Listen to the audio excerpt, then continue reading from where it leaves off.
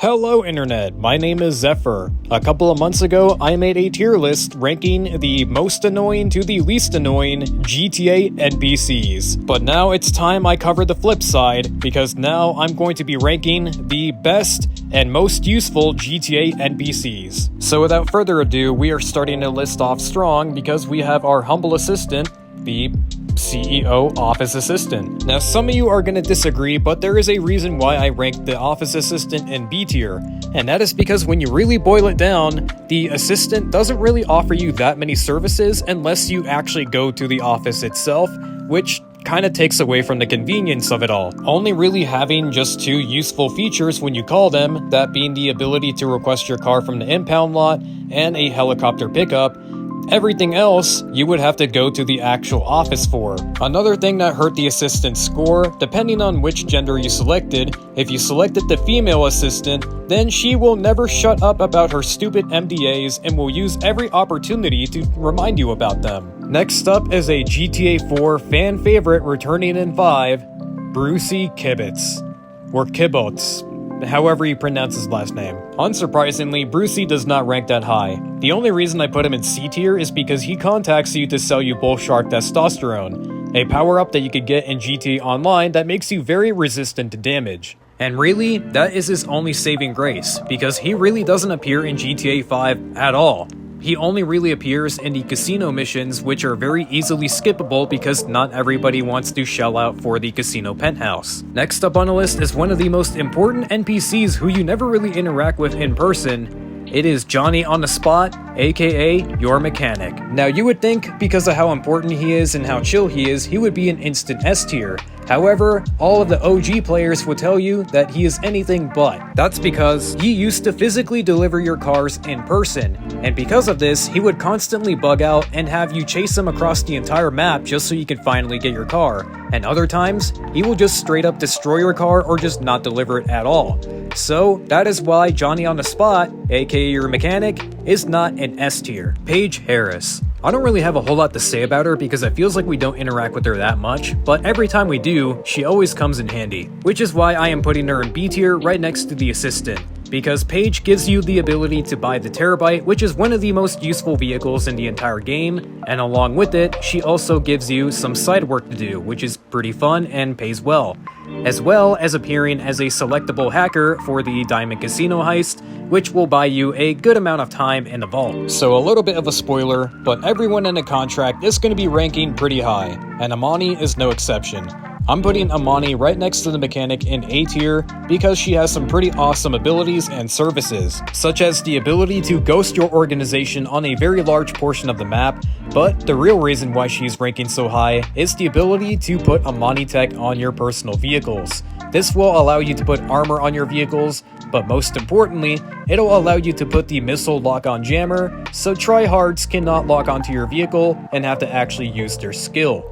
Or lack thereof. Next up, we have Franklin Clinton. And come on, let's be real, you already know he's going straight up to S tier. It's Franklin from Story Mode, but what makes the contract so special is that we actually get to see Franklin in the aftermath, what he's been doing and what he's been up to after the events of 2013, after the events of Story Mode. And while it is nice to see our boy come back to GTA Online living like a king, the true reason why he's ranking so high up in S tier is because out of everyone else on this tier list, he does actually offer some of the best services and most useful services in the entire game. In addition to offering just about every other service that everyone else on this tier list offers, he co-owns one of your businesses with you, which means that if you want to look at it from a lore standpoint, when you're out of the office, he is covering for your ass.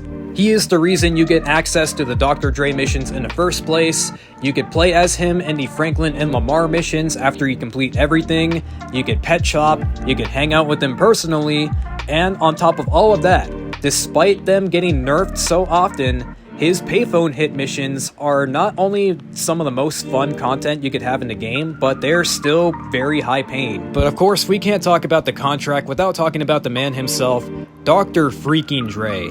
Who in a million years would have ever thought that Dr. Dre himself would have appeared in a GTA game with a full-blown role? But not only did he appear in GTA Online, the whole point of the contract update itself was actually to set up the release of his brand new album, which at the time you can only exclusively listen to in GTA by playing through this update. So as cool as it is to have Dr. Dre in GTA Online, I'm gonna have to rank him right next to Amani in A tier, because he ultimately doesn't really do a whole lot. He just appears in cutscenes, he interacts with us briefly, and that's really about it. But if it wasn't for him, we wouldn't have gotten arguably the best DLC in GTA Online ever. So I will be ranking both Lupe and Rooster together because they both ultimately do the exact same thing, just for different businesses. However, despite having the exact same gameplay mechanics, they are not created equal. And the reason they're ranked separately ultimately comes down to their respective businesses that they're a part of. Rooster is useful, but he only has a small percentage of bringing back 2 random crates for your air cargo warehouse, whereas Lupe has a chance to bring back all 3 crates for your special cargo warehouse. And she even has a chance to collect actual special cargo, the one that sells for above $100,000. So yeah, even though they both work exactly the same mechanically wise, it's easy to see why Lupe goes into S tier. Some people just need no introduction, and such is the case for Lester Crest, which is our next entry. Yeah, even though he can be pretty creepy, and he does refer to himself as Creepy Uncle Lester, he is actually going to go into S tier because he is one of the most helpful and useful characters in the entire game. I know everyone likes to poke fun at Lester, and regardless of how you feel about him, you cannot deny that no other character in GTA Online has helped our characters as much as this man has. He has been with us for our entire criminal career, and if it wasn't for him, we probably would not even have a criminal career. He has been the one who started us on heists and has pretty much been directly involved with every single heist that we have done, with the exception of Cayo Perico. Even heists where we are not directly working with Lester, we are working with contacts or people who work or have worked with Lester. Therefore, every single heist that we have done has been because of Lester.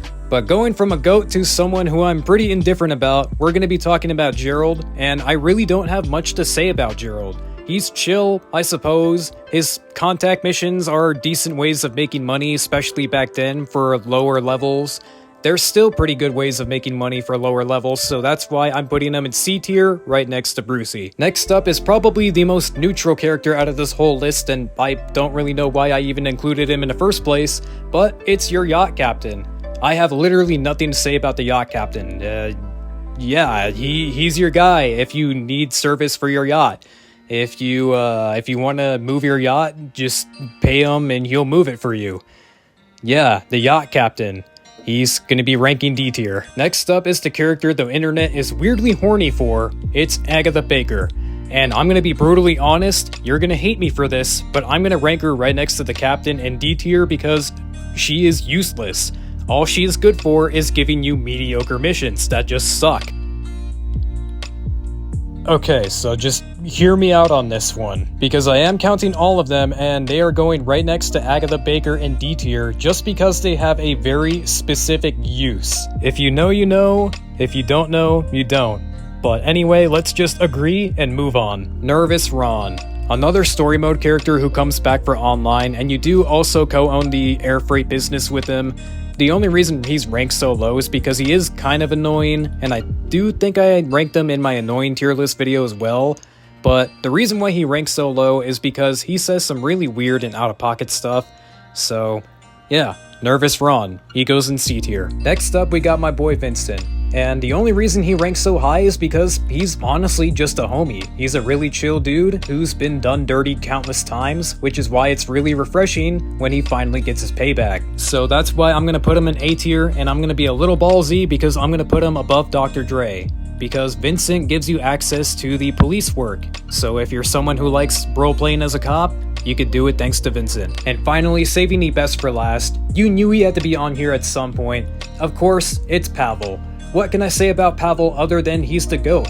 He helps you with arguably the best heist in the game, and everything that comes out of this man's mouth is just comedic gold. So unsurprisingly, he is getting ranked in S tier. However, he is not ranking higher than Lester and Franklin because when it comes to GOATs, they cannot be surpassed. but at least he has the pleasure of joining them. But here it is. Here are the final rankings for everyone who I deem the best and most useful GTA Online NPCs. But of course, when I make these tier list rank videos, I make them going off my own opinion, so now I want to know yours. Do you agree? Do you disagree? Let me know down in the comments below. And while you're at it, hit the like button and consider subscribing to the channel as it greatly helps out.